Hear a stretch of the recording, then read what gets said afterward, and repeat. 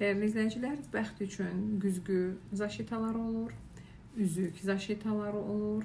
Burada üzükdə tək qaş üzük də gedir, istifadə olunur və kimsə nişanlıdırsa və yaxud ərdədirsə öz nişan üzüyü ilə də istifadə edə bilər və yaxud yox, tək qaş bir üzük ala bilərsiniz. İstəyir subay, istəyir evli xanımlar olsun, fərq etmir.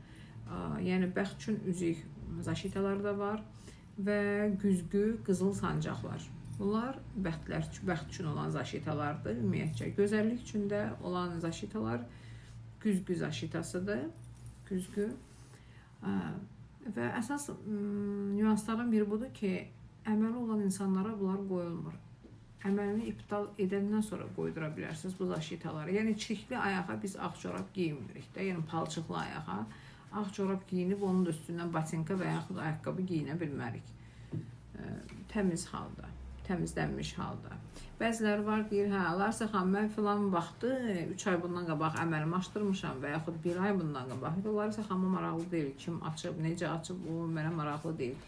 Necə ki, həkimə gedirsiniz, deyirsiniz, filan yerdə mənə analiz götürüblər, nə bilim, ultrasondan keçiriblər. Həkim deyir, gəl mənim xəstəxanamdan keç. Təkcə orada pul məqsəd üçün deyilmir.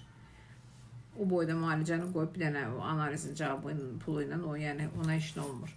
Yəni öz gözü ilə görsün, özü görsün və özü, çünki sabahları bir şey olan kimi o saat tələb edirsiniz. Hə, bu niyə belə olmadı, bu niyə belə oldu? Ona görə işini bilən insan özü baxmalıdır, özü görməlidir, ondan sonra işi götürməlidir. Tələsik pul üçün, mən məsəl üçün tələsik pul üçün, hə, gətir, tez elə, gəl, eləyim, elədim, verdim, getdi, bir pulu alımı qoyum cibimə, yox.